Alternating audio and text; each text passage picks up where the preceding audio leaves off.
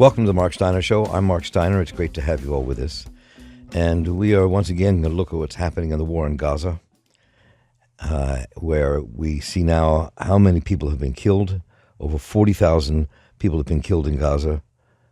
96,000 people have been wounded or hurt. At least 10,000 are missing. In Israel, 1,200 people have been killed. At least 8,700 are injured.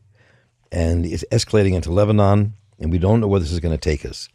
But for many of us, it's deeply personal, and it's also a war that we have to work to end. And I'm talking today with Lia Tarachansky, who has worked here at The Real News. She's been a colleague for a long time, an incredible journalist and filmmaker, multimedia artist, born in the Soviet Union, lived in Israel, now lives in Canada. She produced this incredible film On the Side of the Road, among others, and joins us now. And Lia, welcome. Good to have you with us. Thanks, Mark. Thanks for having me back. It's always good to talk to you, always.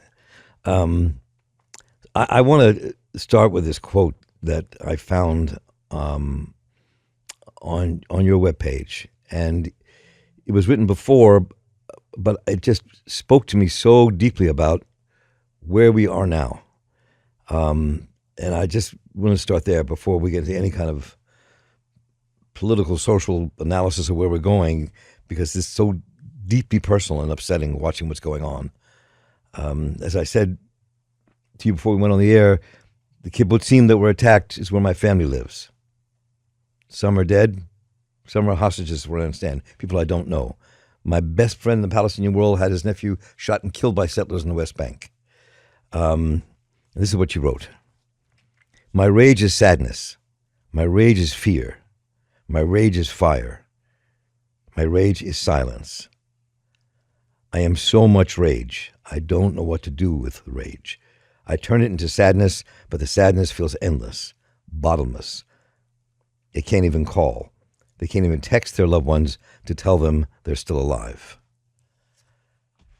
There's something, just for me, and I know it must be for you because you lived it, deeply troubling and emotional about this war. There's something really different here. Yeah. We've never lived through anything like this. Just talk for a moment just about you. I mean, all the stuff you've been through, the work you've done, standing up and saying what has to be said, living and growing up in Israel. I mean, can you talk just for a moment just about Lia Tarachansky and where you are at this moment? Well, I was a correspondent for The Real News for many years in Israel and Palestine. Yes. It was an experience that formed my understanding to a very deep level by being in the West Bank several times a week and then going home to Israel and back and forth over years, over many wars. And then I started to work on a documentary that investigated a group of Israeli and American rabbis that were trying to bring back biblical Judaism and transform the political conflict into a religious conflict. And it was part of an ongoing investigation, including a murder investigation I was covering for another film, of just seeing this like rise of extreme ideas in Israel, what we nicknamed the Jewish ISIS, this group of people that are pushing towards regional war, pushing towards the return of a very kind of ancient biblical and very repressive understanding of Jewishness. And I remember thinking, wow, this is so crazy. These people are growing, but, there's no way we're going to go through what they are advocating for. But the confluence of the increase in the movement from a few little groups of people who even the Israeli police at some point sent to jail for their extreme views and for their attacks on Palestinians. Some of them killed Palestinians. They had long track records with the police. Today, they're a third of the Israeli parliament. The confluence of those ideologies becoming so mainstream that they entered the parliament to such an extent, with our prime minister's absolute dedication to not go to jail for his corruption means that there's a lot of very powerful people whose interest is to go deeper into war. And it's not just on the Israeli side. The last year has been shocking, unbelievable. It's the level of mourning that we are constantly in is unparalleled in our history, with the exception of, I think, maybe pre-Israeli time before the state was created. As a human being, I'm speechless. There's the idea that after a year of almost constant bombardment and attack on Gaza, the Israeli government is now escalating into Lebanon and escalating the very fragile stalemate with Iran is horrifying. It's terrifying. There's no other words for it. I understand what you said completely. I mean, I am not Israeli, but I feel the same. I mean, watching this is just emotionally overwhelming. And politically, I mean, the question is, where do you think this goes? Where do you think this takes us? I mean, you have this very right-wing Israeli government with a huge religious fundamentalist faction in the government pushing this war as you were just describing. It's not so different in some ways on the Palestinian side with Hamas. You know, when you grow up Jewish, Masada is one of the things people you talk about. When the Jews all committed suicide and the war that killed the Jews. And it feels like we are collectively in Israel committing that same suicide while we're destroying everything around us. I don't know what happened in Masada. I only know the story of the people who got to tell the story, but we don't know what happened there. No, not really. Right. I can tell you, Israelis don't want to commit suicide. The vast majority of Israelis don't want what is happening, but they perceive this as the way to survive. October 7th was a shocking event for Israelis. And while you're reading the American and European news, we're reading the Hebrew news. And like at every war, Israelis don't have coverage of what's going on in Gaza. And they don't really know. And you can argue, well, they should know. But unfortunately, these kind of echo chambers that we are siloed in mean that we don't listen across ethnicities, across nations, across political ideas, and certainly not across war.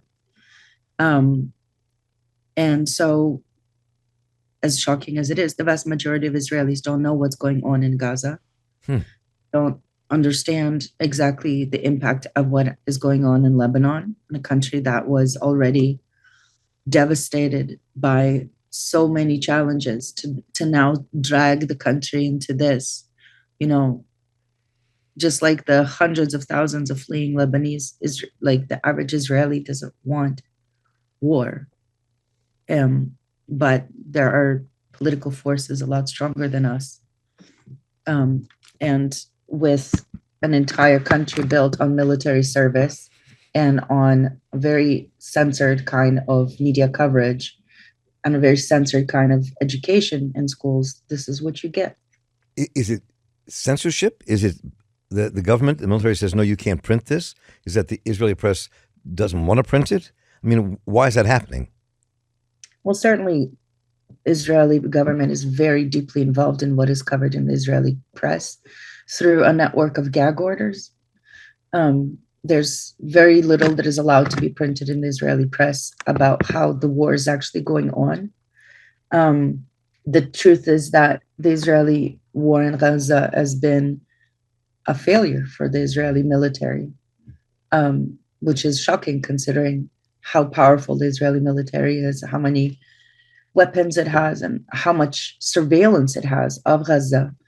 It's still not succeeding because the objective that is stated to the Israeli public is an unachievable objective. And so there is no way to destroy Hamas. There's no way to destroy a political party. The only thing that brutality is going to cause is more brutality. And so the war, as is presented to the Israeli public, is very curated. The Israeli public very rarely looks at international press. And anyway, these international press is not really covering what's going on in Gaza anymore. They talk about casualties and they talk about access to water and food, but they don't have people on the ground.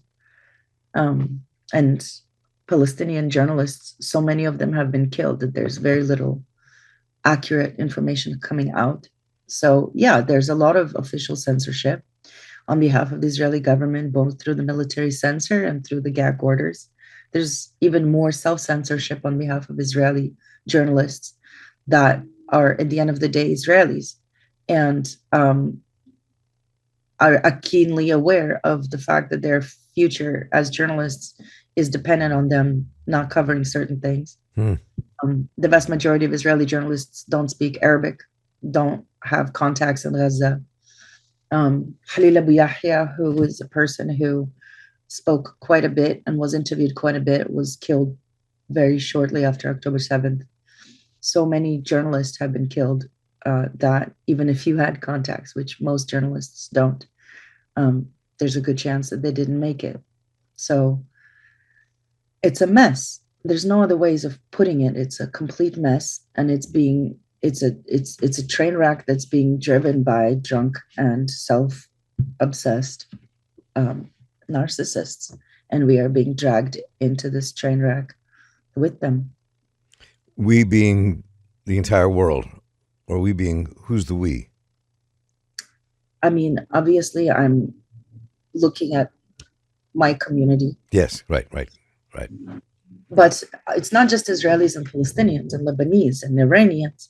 It's also now, the entire region. It's the whole world is involved in arming and profiting from this fight. So yeah, you could say you as Americans are, I would say, even more implicated than Israelis in what's going on. And if you were to stand up to your government, this war would end tomorrow.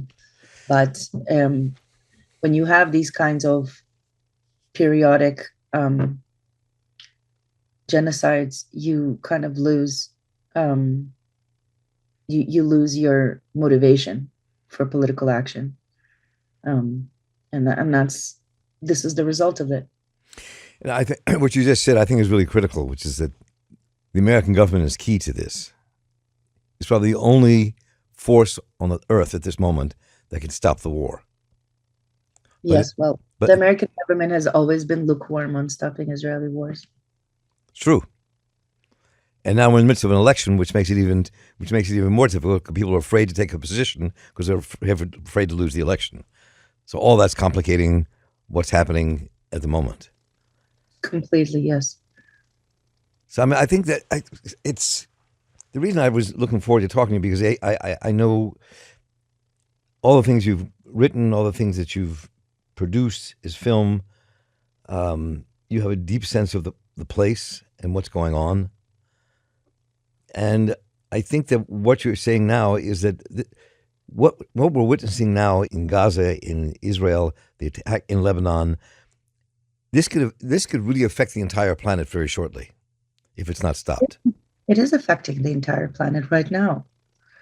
But I think that when you become complacent, maybe you need a gun in your face until you actually open your eyes.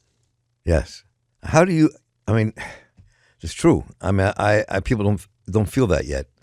The October 7th was a wake-up call. An act of such brutality has a way of clarifying things. Mm-hmm. Gaza has been an open-air prison for, many, many years. And in the minds of most Israelis, it is someplace over there where we don't talk about it. It doesn't matter. It's just a bunch of terrorists, out of sight, out of mind. And when October 7th happened, the brutality of October 7th breached those mechanisms of denial in a way that I don't know if anything else could have. So call this our wake up call. And when you have a system that is so brutal, like the Israeli occupation, that's what you get. This is what you get. Is there any light? Is there any hope? Is there any way this ends? I mean, it seems to me that the United States has to step in on some level to make it happen. But I don't know how that. Go ahead. I'm sorry. And Kamala Harris will not get involved. She can't afford in her first months and years of leadership to get involved. It's just not. It's not going to happen. Not with your American current political system. I mean, it just seems to me that however this ends in the next 6 months to a year, however long it is, that this is a critical turning point for the Middle East, for Europe, for the United States. The only way this can end is if through even pure lies you can convince Israelis that they have won and that they are safe. Like any small country, especially a country that's been through so many wars and that has a self-narrative of being a victim of history, you have to act in extremely brutal ways in order to fight in overwhelming enemies. We know this from basic military strategy. Why does Daesh or ISIS, as you call it, why do they behead people? Because you have to appear to your enemy to be completely crazy and brutal to a point that they will not screw with you, because you are actually much more powerless than you portray yourself. The Israeli military, the policy towards Palestinians has always been to appear as brutal and insane and genocidal as you can, so that everyone assumes that you'll do whatever it takes to the end. That's the military strategy. Is you are surrounded by Lebanon and Syria and Jordan and Egypt, and we've had wars with all of them. And of course, October 7th is just the latest in many, many, many decades of Palestinian resistance, or as what Israelis would call attacks on civilians. And in that kind of environment, your only option is to appear more crazy, more brutal, more willing to kill than the next guy. If you make Israelis feel or appear as though they have somehow succeeded in achieving some sense of safety, you can end this war tomorrow. But I think that the vast majority of people are either busy in reactionist kind of condemnation that, may be justified, but doesn't lead to much on the ground. No real change on the ground, or are with the program. So we're seeing little bits here and there. In Canada, we did a little bit of an arms embargo, but it's only partial and it's not real arms embargo. The contemporary arms market is incredibly complex and decentralized. And so you would have to get basically the entire world on board to end it. Hearing both your deep understanding of the situation politically and historically, and also the pain I hear in your voice at the same time, talking about where we are. I had a conversation the other day with a Palestinian who said in our conversation, all the Israelis have to leave for this to be over. Yeah, there's a very messy understanding of decolonization and anti-colonialism in a lot of the pro-Palestinian left, unfortunately. And yeah, I mean, there's a very thin understanding of Israel and Israeli society. Where are the Israelis going to go? I mean, half the Israelis are descendants of refugees from the Arab world, right, and the Muslim world. I don't see Algerians and Egyptians and Iraqis offering the descendants of Jewish refugees their properties back. I don't see the Moroccan government offering citizenship to Moroccan Jews. Not that they would go back at this point. A third of us, or sorry, excuse me, 20% of Israeli Jews are Soviet refugees, Soviet immigrants. Like your family. Yeah, we came to Israel. We didn't even have status because we fled the Soviet Union. We have nowhere to go back to. What am I going to go back to the middle of another war in Ukraine? The vast majority of us have nowhere else to go. But when you corner someone, they fight by any means necessary. The Ashkenazi elites that have roots in the founding fathers and all that shit, they have another citizenship. They could go to Germany, they could go to Portugal, they could go elsewhere. I got very lucky. I ended up in Canada and I have options. But the vast majority of Jews in Israel don't have those options, don't have another home to go to. The history of decolonization has to do with a metropole and a European country that goes into another country, colonizes, and sends its settlers to that country to take over. This is a different story with Israel. I'm not saying settler colonialism is not a major part of what led to the current fight. Absolutely it is. But there's many different things as well. There is no metropole. The people that founded the state may have had some colonial ideas, but the people who made up the bulk of the state are refugees. Right. This is the reality. We are not going to solve this by living in the what if world of 1947, of what if we abandon Zionism? What if we think about decolonization? Okay, Israel exists. Khalas, this is where we are. Israel exists.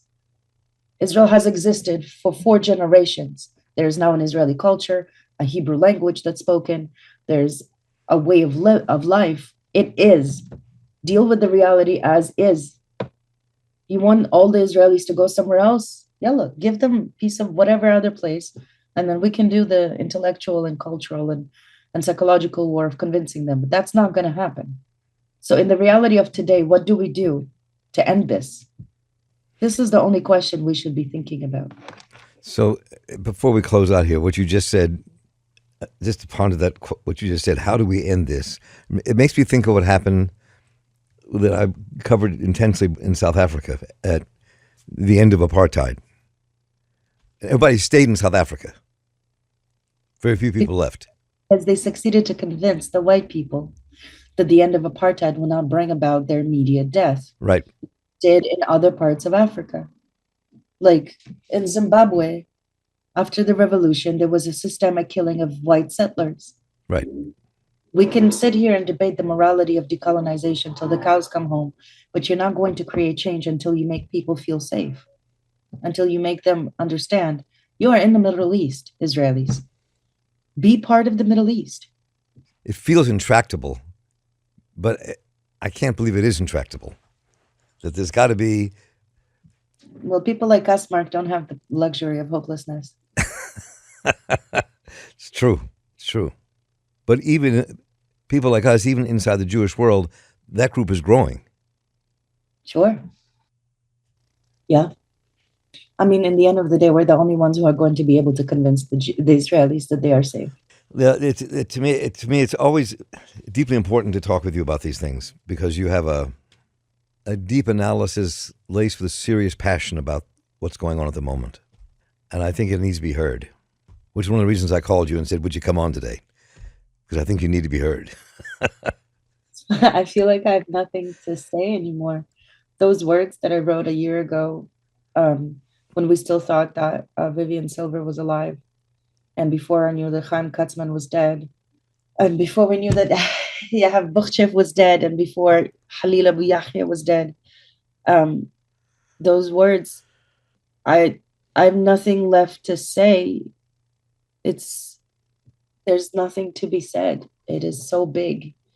The level of destruction and violence and brutality and cruelty is so enormous. The fact that tens of thousands of Israelis in the middle of a war is still protesting this corrupt government is a miracle. The fact that people still go out on the streets in Germany, where it's essentially illegal to be pro-Palestinian at this point, it's it's you're seeing bravery that in moments like these, and we need to hold each other up in these moments of uncertainty, because yeah, people like us don't have the luxury of hopelessness. But I will, if you want a kernel of hope, Yes. and I'm very I'm very cautious of optimism. Hmm. As a political journalist, I think optimism is a very dangerous thing to have. Hmm. Optimism is an emotion, optimism is a feeling, optimism is an outlook on life, and it's destructive in situations that like these, where we are struggling so hard to see the reality. Because let's not fool ourselves, this war is going on because we are not seeing reality, because we are not tackling our denials, and because we are not allowing ourselves to see. So hope to me is a different animal. Hope is a set of actions. You don't hope out of optimism, you hope out of necessity. And there's this incredible Ugandan scholar, world class scholar, Mahmoud Mamdani. And he's a scholar also, amongst other things, of colonialism. He wrote a remarkable book called Neither Native Nor Settler. Called what? Neither Native Nor Settler. Uh-huh. And this is the latest book in many, many, many years. He was in Rwanda, and he was in South Africa in 1984. And he was covering and looking at all these peace initiatives in Rwanda about reconciliation in 1984. And in 1984, it looked like South Africa was going to descend into total civil war and chaos. And it looked like Rwanda was moving towards Right. reconciliation. And as we know, 10 years later, in 1994, there was a genocidal civil war in Rwanda that had colonial roots, that left so many people dead. And South Africa ended apartheid. So the way things look has not often has bearing on the future. Many, many, many people have tried to predict what's going to go on in Israel and Palestine, and then something happens and it all goes sideways. All of us were saying the escalation with Iran is going to lead to a nuclear war, nuclear winter. And then when it actually led to escalation to the point where Iran and Israel were lobbing weapons at each other, it led to nothing, because there are other factors at play. And we, as outsiders to those factors, can only see a small fraction of the surface. So you don't know what the impact of your work is. You don't know how you are connected to other people. And you don't know what is actually happening on the ground unless you're fighting it on the ground. So considering our limited access, I think just do what you can do that you can live with. I can't ignore what's going on. I feel a deep responsibility to be involved, to be informed, to sponsor refugees to Canada out of this place, to do anything that is going to make this even a tiny little fraction better. And I know that you do the same, and I hope that your audiences too. Lia Tarachansky, let me just again thank you for everything you do, and I appreciate you taking the time today. I really thought this was a very important conversation and a very difficult one, and I want to thank you for being willing to take the time and joining us here today at the Real News on the Marc Steiner Show. It's always a pleasure to talk to you. Thanks, Mark. Once again, thank you to Lia Tarachansky for joining us today. And thank you to all of you for listening, and thanks to Dave Hebden for running and editing the program, our producer Rosetta Sawali, and the tireless Keller Rivara for making it all work behind the scenes, and everyone here at The Real News for making the show possible. So for the crew here at The Real News, I'm Marc Steiner. Stay involved, keep listening, and take care.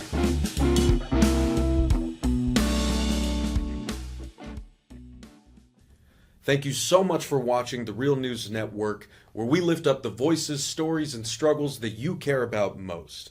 And we need your help to keep doing this work, so please tap your screen now, subscribe, and donate to The Real News Network. Solidarity forever.